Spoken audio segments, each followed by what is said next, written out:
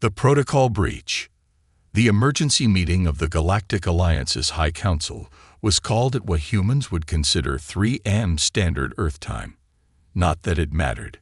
None of the 217 species represented in the vast crystalline chamber measured time the way humans did. They didn't measure much of anything the way humans did, which was precisely why most of them had voted to delay Earth's admission into the Alliance for another century or two.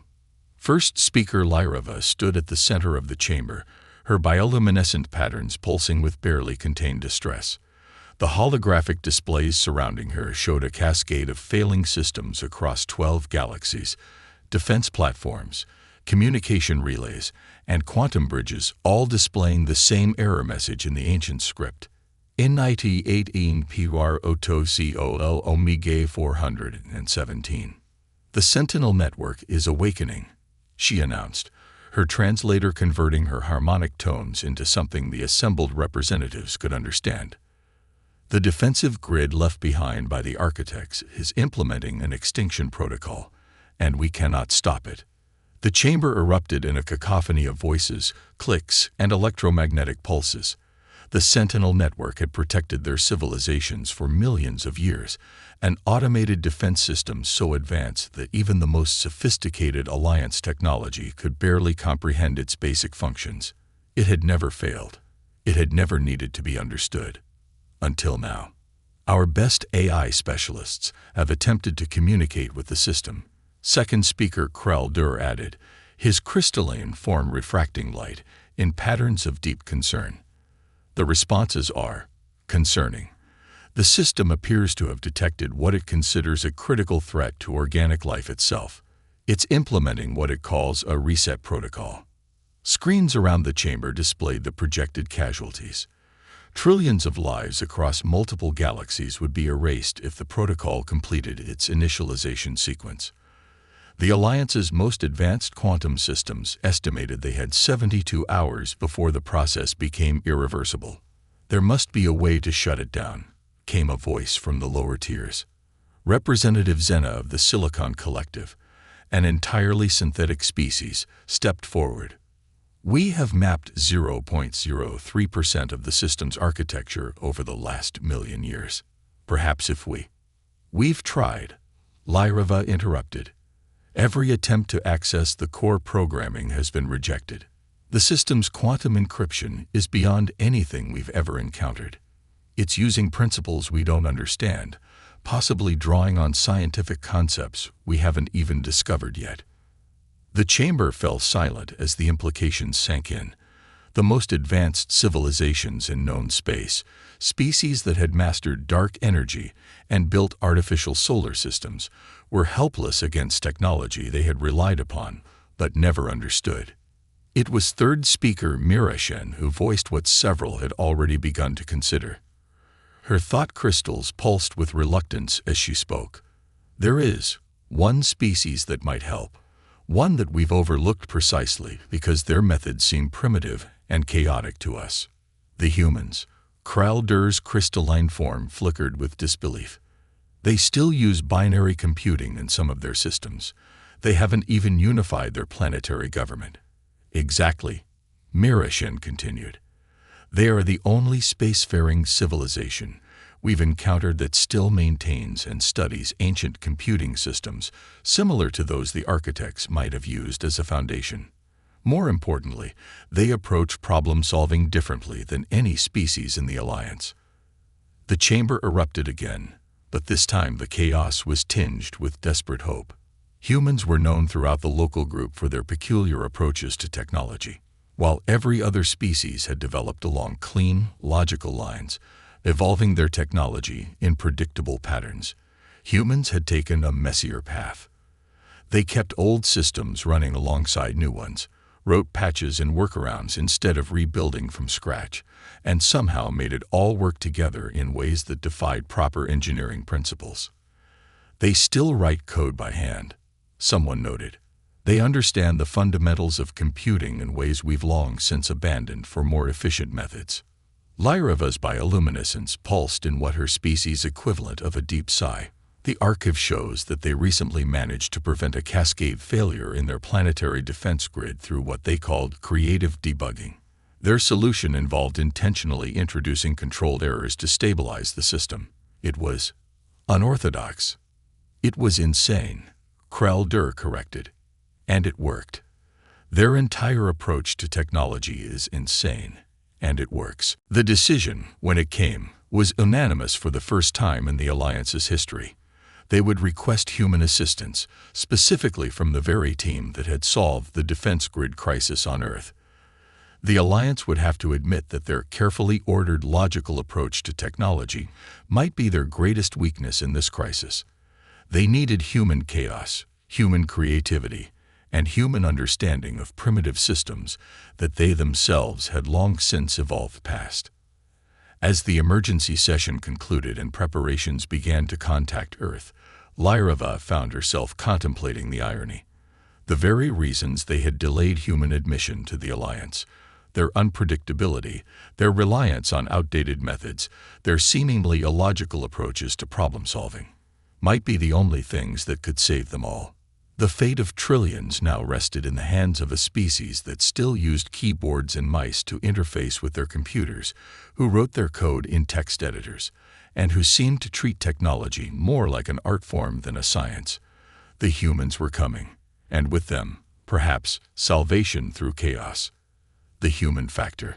Dr. Sarah Chen stared at the alien delegation in her cramped university lab, coffee mug frozen halfway to her lips. The holographic badges hovering over their environmental suits identified them as representatives of something called the Galactic Alliance, but her brain was still trying to process the fact that one of them appeared to be made entirely of living crystal. "Let me get this straight," she said slowly. "You have an ancient defense system that's about to wipe out 12 galaxies, and you came to Earth for help. To me specifically. Your recent solution to the planetary defense grid crisis caught our attention. The crystalline being said. Its name was apparently Krell, though Sarah wasn't entirely sure she was pronouncing that correctly in her head. Your methods were unique. You mean the thing with the forced buffer overflow. That was just a dirty hack. Marcus and I were desperate and..." She stopped, realizing something. "Wait. How do you even know about that?" "It was classified. We have been observing. The bioluminescent alien, Lyrava, pulsed gently. Your species' approach to technology is of great interest to us, particularly your willingness to embrace imperfect solutions." Sarah laughed, a sound that made the alien delegation shift uncomfortably. "You mean the fact that we keep duct-taping things together until they work? That's not exactly advanced technology. On the contrary." Mirashen's thought crystals flickered. "Your species' ability to work with primitive systems, to understand their fundamental principles, and to find unconventional solutions may be exactly what we need." Speaking of unconventional solutions, a familiar voice called from the doorway. "The coffee maker's broken again, Sarah. I had to hack the vending machine too." "Oh." Marcus Webb, Sarah's research partner, and the lab's resident AI specialist, stopped short at the sight of the aliens. "Are we being invaded? Please tell me we're not being invaded. I haven't had my coffee yet." Sarah couldn't help but smile at the aliens' obvious confusion as Marcus casually walked past them to his desk, seemingly unfazed by their presence after the initial surprise. He was already pulling up code on his ancient mechanical keyboard, the clicking sounds drawing concerned looks from their visitors. "Is that manual input?" Krell asked, horror and fascination mixing in their harmonic tones. "Nothing beats the classics," Marcus replied without looking up. "So what kind of system are we dealing with?" "Sarah, toss me a Red Bull if you're going that way." The aliens watched in bewilderment as Sarah explained the situation, while simultaneously throwing an energy drink across the lab, which Marcus caught without looking away from his screen. The casual integration of physical chaos and technical work seemed to both disturb and intrigue them. "We have 48 hours before the extinction protocol becomes irreversible," Lyrava explained, her patterns pulsing with urgency. Our most advanced AI systems have failed to breach even the outer layers of the security. AI systems. Marcus perked up. What about direct human interface? Old-school penetration testing. Impossible. Krell stated. The system's quantum encryption is probably based on principles you've evolved past. Sarah interrupted, an idea forming. But what if that's exactly why you can't crack it? You're thinking too advanced. She pulled up her own terminal, the screen reflecting off her glasses as her fingers flew across the keyboard. Look at this. The error messages you showed us. They're following a pattern that reminds me of early quantum computing protocols. Really early. Like first-generation stuff we developed before we figured out proper quantum coherence. Marcus wheeled his chair over, nearly colliding with Mirashen in his excitement. Holy shit, you're right. It's like looking at quantum computing with training wheels. The architects must have been at a similar stage of development to where we are now when they built this thing. Which means, Sarah continued, her eyes lighting up, we might be able to understand it better than the Alliance can. Sometimes you need to think like a caveman to understand caveman tools. The aliens watched in fascination as the two humans fell into a rapid-fire exchange of technical jargon and obscure cultural references, their hands moving between keyboards, tablets, and physical notebooks with practiced chaos. It was so different from the precise, ordered methods of Alliance technology. This is incredible, Marcus muttered, pulling up another window of scrolling code. The base system architecture. It's like they were dealing with the same quantum decoherence problems we're still trying to solve.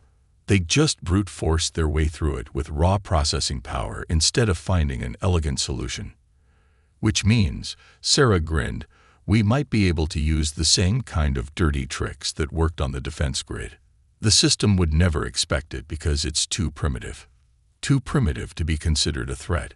Marcus nodded. Like trying to hack a quantum computer with a slide rule. Exactly. We don't need to break the encryption if we can. Sarah trailed off, noticing the aliens' confusion. Sorry, we're getting ahead of ourselves. We'll need access to the system's physical infrastructure. And coffee. Lots of coffee. And Red Bull, Marcus added. And maybe some of those awful energy pills from grad school. We can provide whatever resources you require, Lyrava said quickly, though her pattern suggested she wasn't entirely sure what she was agreeing to. As preparations began to transport them to Alliance space, Sarah couldn't help but wonder if they were in over their heads. They were about to attempt to hack the most advanced defense system known to exist, using methods that were considered obsolete by most of Earth's own computer scientists. But maybe that was exactly why it would work. Sometimes the best way to defeat a grandmaster wasn't to play better chess, but to flip the board and suggest a game of tic-tac-toe instead. Logic versus chaos. The control center of the Sentinel Network's primary hub was a study in contrasts. Sleek Alliance monitoring equipment lined the walls, their holographic displays showing evacuation progress across 12 galaxies. In the center, Sarah and Marcus had set up what the aliens referred to as their primitive workstation, a collection of jury-rigged Earth computers interfaced with Alliance technology through adapters that Sarah had designed on the flight over. This is either brilliant or insane, Marcus muttered, watching as their latest diagnostic program probed the ancient system's defenses. They'd been at it for 16 hours straight, sustained by a combination of coffee, energy drinks, and whatever the Alliance equivalent of caffeine was. Probably both. Sarah nodded, her eyes never leaving the scrolling data on her screen. Look at this response pattern.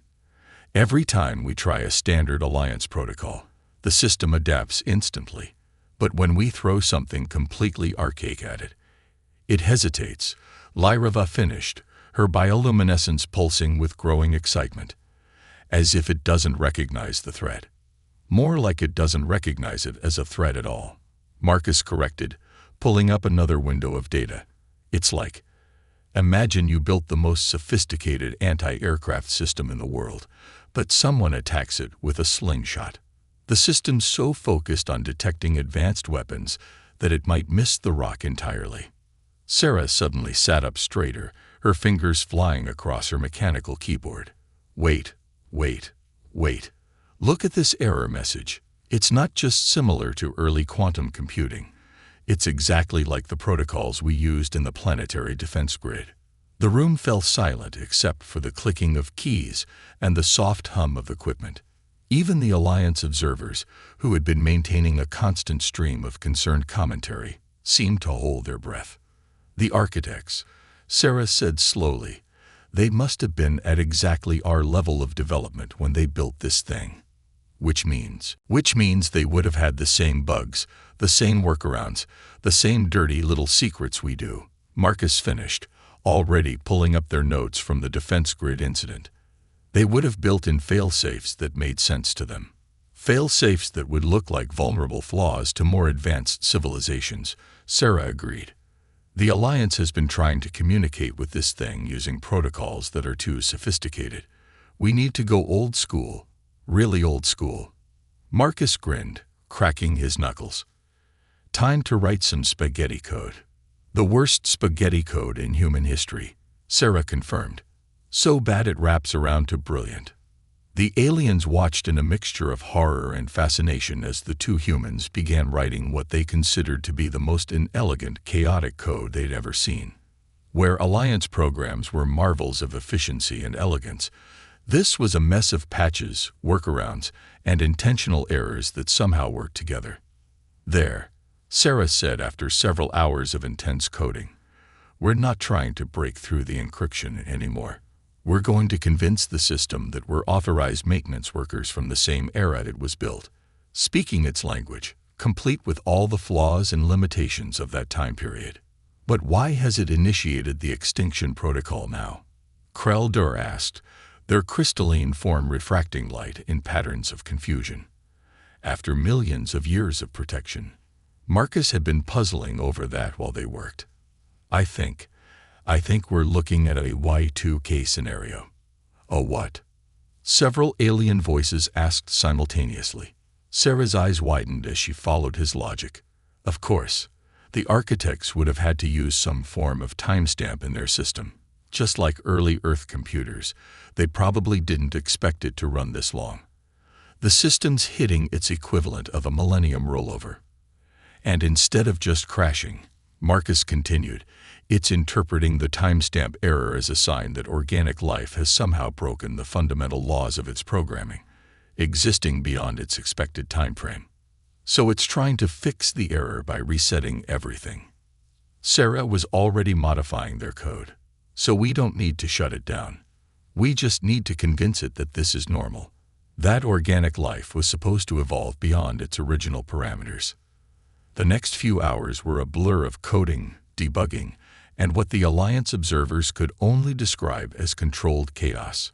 Sarah and Marcus worked in a strange dance of mutual understanding, finishing each other's code segments, catching each other's mistakes, building something that defied proper programming principles yet somehow held together.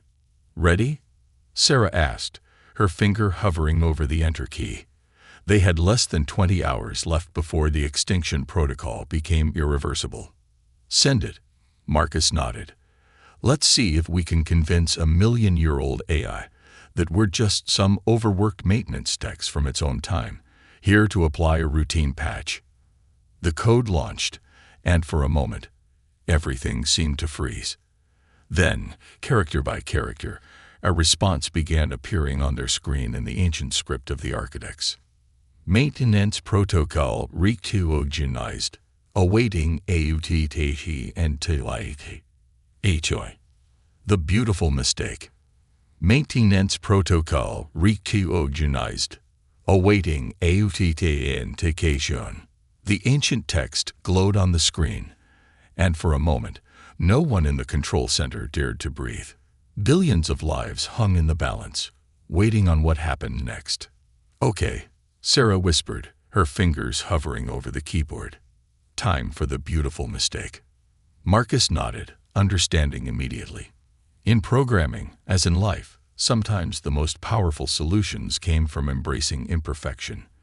They had discovered this during the defense grid crisis, Sometimes a system could be saved not by fixing an error, but by introducing a complementary one that created a strange kind of balance. "What are you doing?"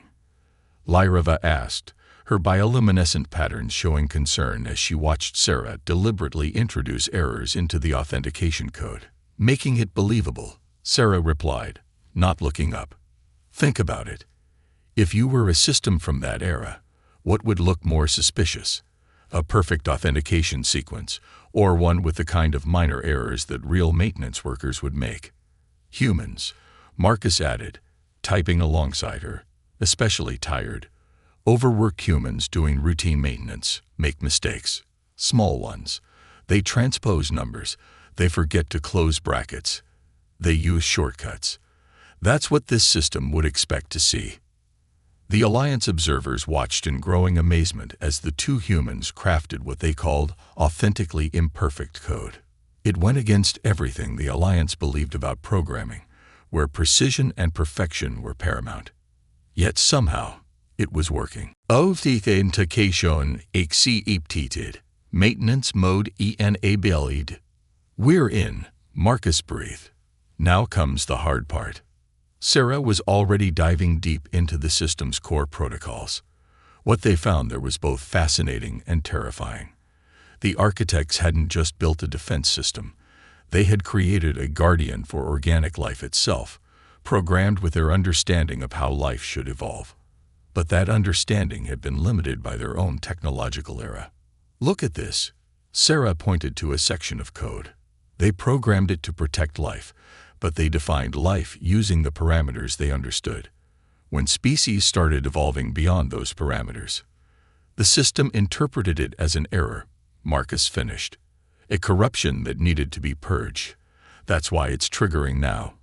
We've all evolved beyond what the architects thought was possible. "Can you stop it?" Kreldur asked, their crystalline form vibrating with tension. Sarah and Marcus exchanged a look. "Not exactly," Sarah said. "But maybe we can teach it." What followed was perhaps the strangest coding session in human history. Instead of trying to override or disable the extinction protocol, they began writing what was essentially a love letter to evolution itself, encoded in the primitive programming language of the architects. They told the story of life's endless capacity for growth and change, of how the very act of exceeding limitations was itself a fundamental property of organic life. "We're not trying to convince it that there isn't an error," Marcus explained as they worked. "We're trying to show it that what it sees as an error is actually the most beautiful feature of the system it's protecting." They worked through their last energy drinks, through the increasing urgency of the countdown, through the mounting pressure of knowing that entire civilizations waited on their success. Their code was ugly, imperfect, human, full of commented-out sections, debugging notes, and even the occasional joke. With less than an hour remaining before the extinction protocol became irreversible, they finally reached the moment of truth. "Ready?" Sarah asked, her hand poised over the keyboard one last time. "Wait," Lyrava interrupted. "Your code, it's full of errors, imperfections. How can you be sure it will work?" Marcus smiled tiredly. "Because life itself is full of errors and imperfections. That's what makes it beautiful. That's what makes it work." Sarah hit the enter key. For a moment, nothing happened. Then the ancient script began to scroll across their screens, faster and faster, as the system processed their input. Warning messages flashed and faded. Error notifications appeared and disappeared. The countdown to extinction continued its relentless advance. And then, with just minutes to spare, new text appeared. Parameters UPDAET. Life definition expanded. ERROR. Stay to use. Reso inside. Confusion. Evolution beyond initial parameters is not a fellow. It is the purpose. XTNC Giant, Horotokegal, KNC System FUNC2ION, Restored, Maintenance Log ADDENDUM, Thank you for the liaison. The control room erupted in celebrations. Alliance members who had never shown emotion before were practically glowing with relief and joy. But Sarah and Marcus just sat there, staring at that last line. Did it just? Marcus started. Learn? Sarah finished. Yeah, I think it did. Because we didn't try to be perfect. We showed it that imperfection, evolution, change, growth beyond original parameters. That's the most perfect thing about life. She looked at her empty coffee cup and laughed. Also, I think we just taught a million-year-old AI system the human concept of good enough. A new understanding. 1 month after the Extinction Protocol crisis, the Galactic Alliance's High Council chamber looked very different. The familiar crystalline architecture remained, but now there was something new.